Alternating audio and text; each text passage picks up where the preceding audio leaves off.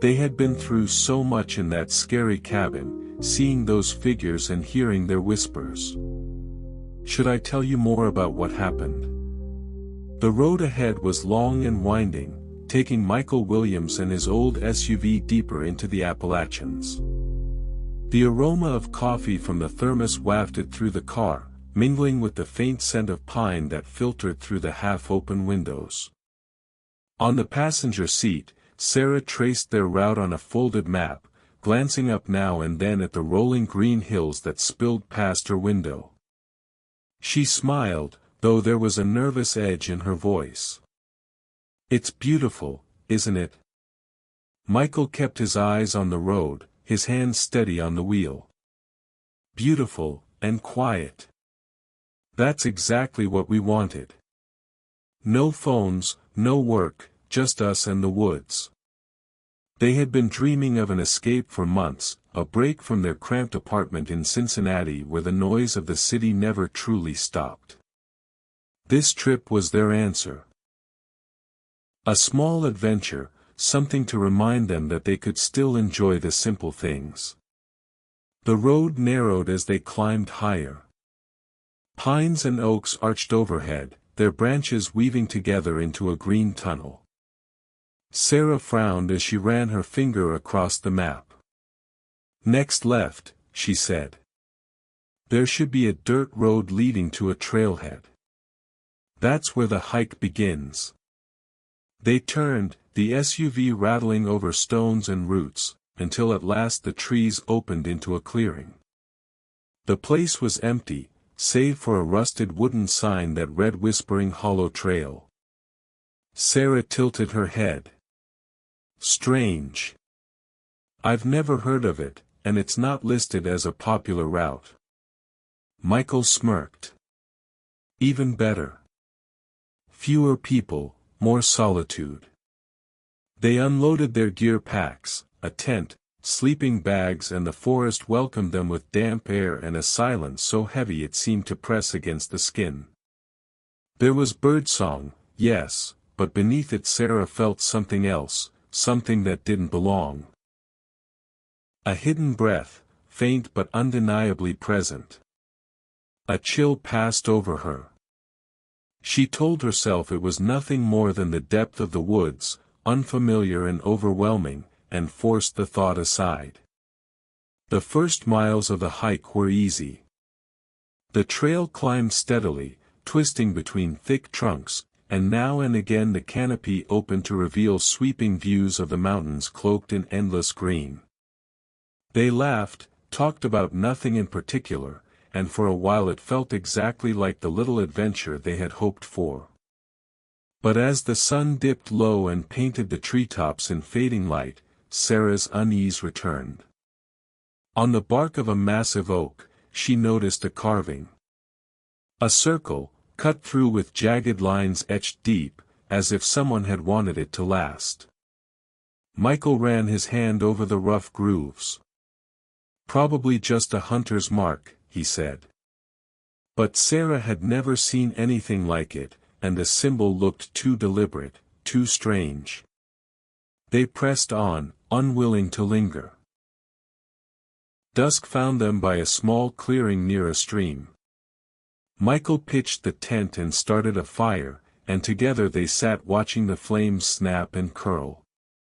Sarah gazed at the darkening trees. "It feels like we're the only people in this entire forest." The tremor in her voice betrayed her unease.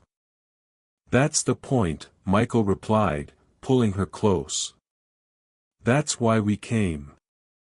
Night fell quickly.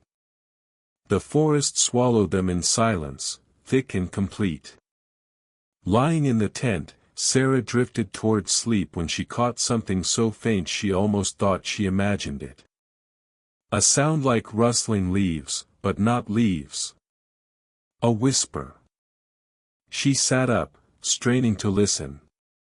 Michael was already asleep, breathing evenly. Outside, the woods seemed still, ordinary. Convincing herself she was only tired, she closed her eyes again.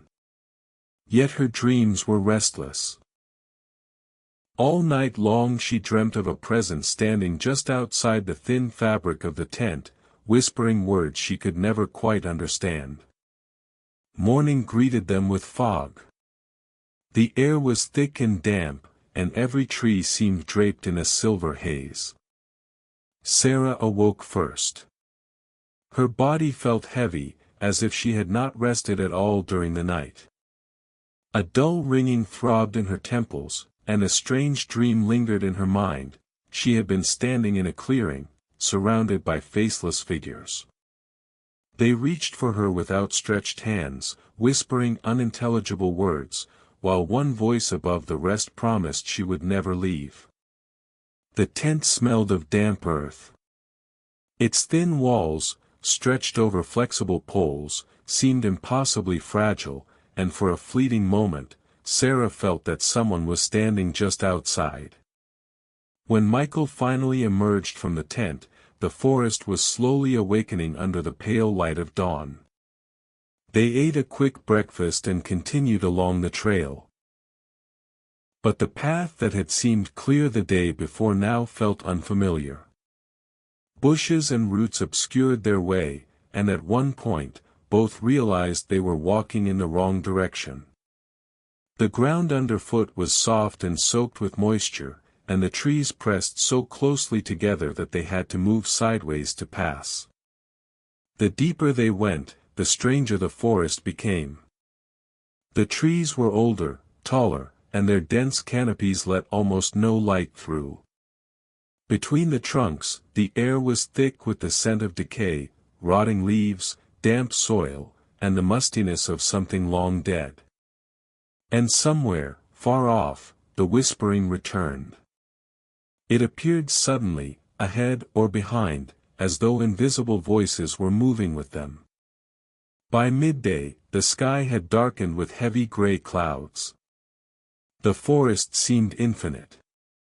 Sarah glanced over her shoulder repeatedly, sensing the trunks behind them shift subtly, blocking the path back. Michael led the way, pushing branches aside, but deep down he knew they were lost. When they finally decided to rest, they found themselves beside an old tree with thick, rough bark. Its trunk bore the same carved symbols as yesterday, but now there were many more, an entire network of lines and circles forming a strange, intricate pattern. A cold emanated from the tree, sharp and sudden, even though the air around them remained humid. Sarah tried to look away from the markings, but her eyes kept returning to them. The lines seemed to quiver, shifting imperceptibly as if alive. By evening, rain began to fall. Drops pattered on the leaves, filling the forest with a soft, constant noise. Yet even beneath it, the whispers persisted, unbroken, at times growing louder, as if forming words, only for their meaning to slip away the moment she tried to grasp them. They set up the tent again, but night brought no peace. By midnight, the rain had stopped, and the forest's silence felt oppressive. In the darkness, behind the thin tent fabric, Sarah heard footsteps. Slow at first, cautious, then closer, circling around them. Michael lay still, but his uneven breathing betrayed sleeplessness. At one point, a shadow passed across the tent, blocking the faint reflection of stars. Sarah dared not open her eyes, yet she could feel someone standing just outside, impossibly close. The whispers had grown near now, as if the words were spoken right at the fabric of the tent. Several voices, one trailing into another, merged into a hollow, chilling chorus that seeped into her very bones. Before dawn, it seemed the tent trembled slightly, as if a hand had brushed against the fabric. She held her breath, counting agonizing moments before finally daring to open her eyes. Everything was still. Michael lay beside her, unchanged. But on the inner surface of the tent, she noticed a damp patch, elongated and pale, like the imprint of a hand. The morning broke with a gray, joyless light. The sun could not pierce the heavy clouds, and the forest stretched endlessly, dull and unchanging. Michael tried to convince himself that they would find their way back, but the longer they walked, the clearer it became. The path they had come by had vanished. The trail that had followed the stream yesterday had now splintered into crisscrossing tracks, leading in every direction. Every time they chose one path, it looped them back to the same spot within the hour, as if the forest were playing with them, trapping them in a circle. Sarah felt it more intensely than Michael. Every step echoed with anxiety in her chest. The trees seemed to draw closer, their trunks thickening, rising higher, forming a solid canopy above. Light diminished, air thickened. Sometimes, fleeting shapes appeared between the trunks, as if shadows had taken form, only to vanish when she blinked. Time lost all meaning. Though the clock suggested midday, the sky hung heavy and somber, like twilight stretched into eternity. Fatigue weighed on their shoulders, each step became a struggle. By evening, they stumbled upon a clearing once again. It felt familiar. At its center stood the old oak with carved symbols, but now the patterns covered the entire trunk, as though someone had labored over them all night. They glowed faintly, like moonlight through clouds, radiating a cold that seeped into Sarah's bones. She stared at the tree, mesmerized, feeling the design draw her gaze inward, twisting her thoughts, draining her will. The lines seemed to move, forming new shapes. She barely restrained herself from stepping closer, reaching out to touch the bark. They pitched the tent right on the clearing, too exhausted to search for a better spot.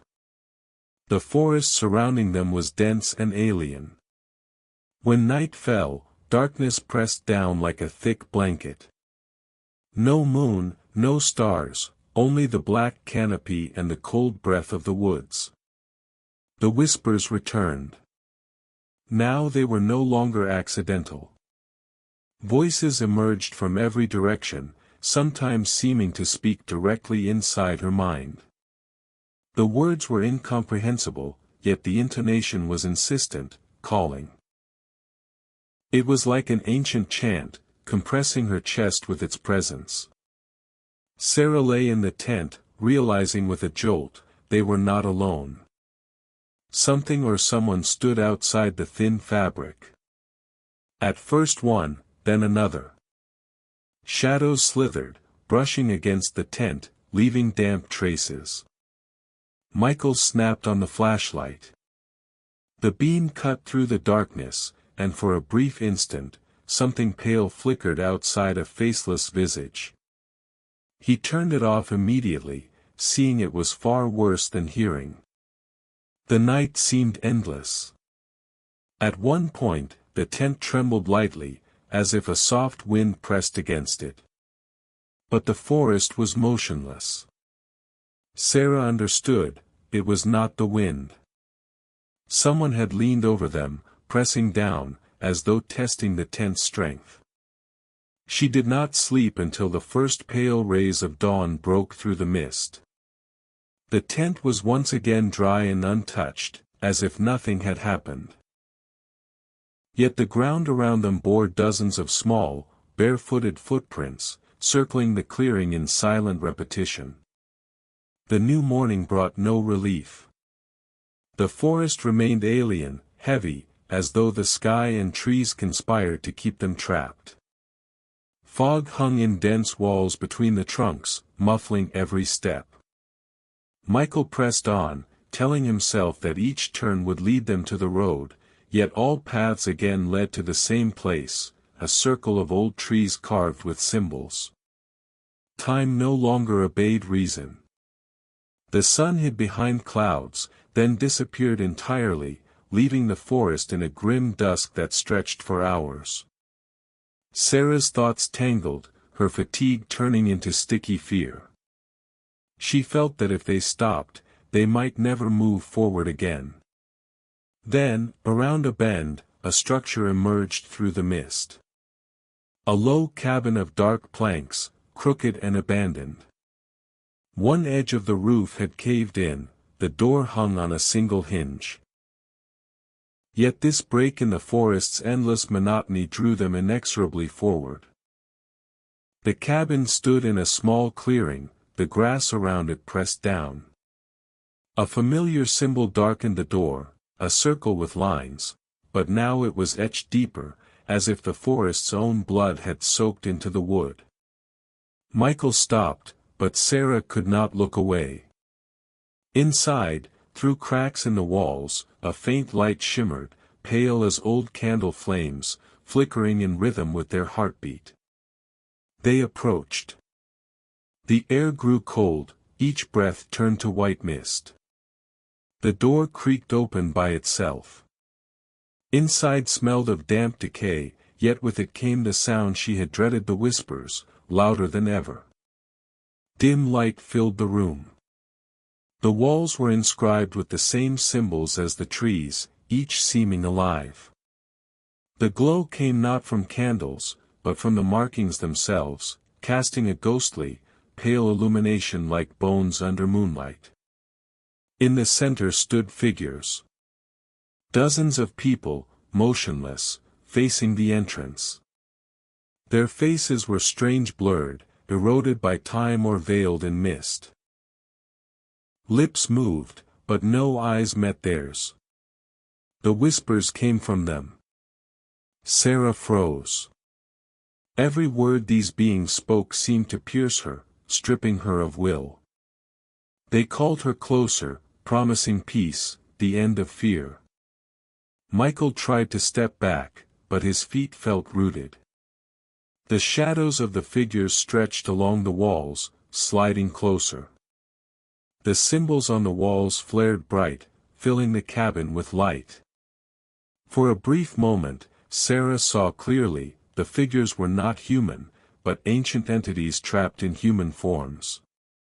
Their bodies were dry, emaciated, yet their lips continued an endless chant.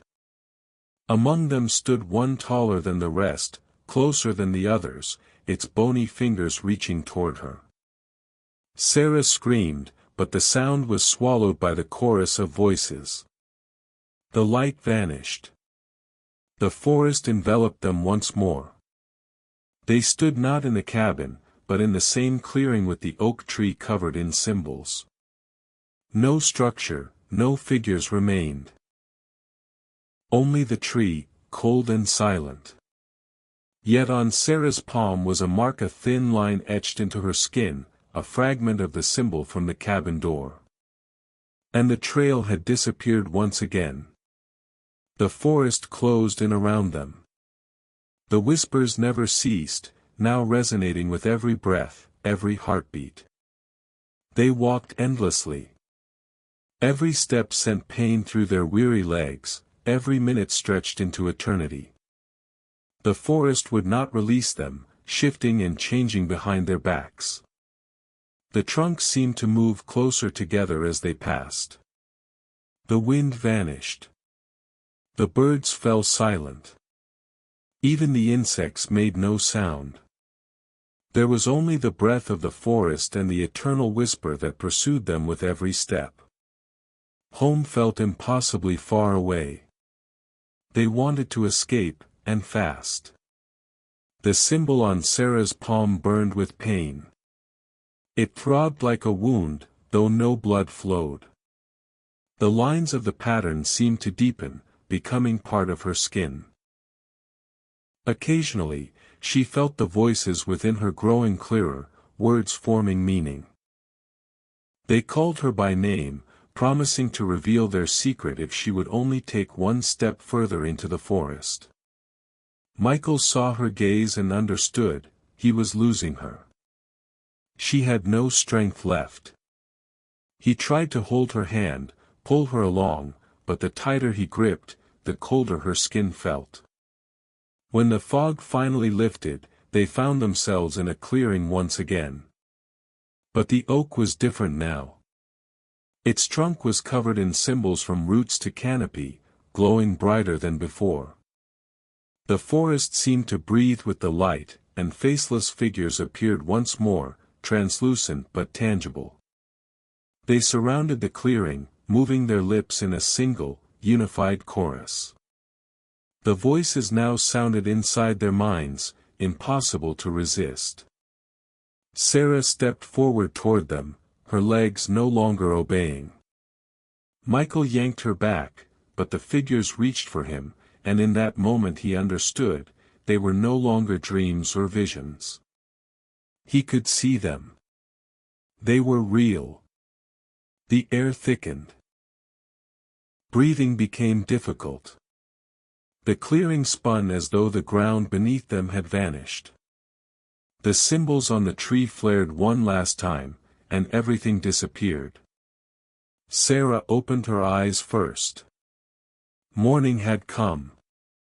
She lay on the grass beside Michael. The tent stood intact. The fire had burned down. Everything appeared as if nothing had happened. The forest was ordinary again, quiet, bright, filled with the scent of pine and the songs of birds. Each of them felt bewildered. How could they even explain what had happened? They silently packed their things and walked toward the road. This time, the journey took only a few hours. The trees parted easily, the path was straight, and soon ahead they saw the clearing with their car. They did not look back. Perhaps it had only seemed real, but why had it seemed so to both of them? At home, everything was as usual. The city's noise, the smell of coffee, work, meetings. Yet every night, Sarah awoke to the whispers. They did not stop. They lived in her mind. Sometimes, looking in the mirror, she noticed the symbol on her palm had grown deeper, as if engraved into her very flesh. Michael had changed as well. He became quieter, darker, avoiding any conversation about what had happened. Yet sometimes at night, Sarah would see him sitting on the edge of the bed, staring into the darkness. His lips moved, repeating the same words she had heard in the forest. They had escaped. But each of them understood the Appalachians had not let them go. The forest had only allowed their departure temporarily. One day, when the call came again, resistance would be impossible. The whispers always find those who have once stepped onto their land. And for Michael and Sarah Williams, the story was far from over.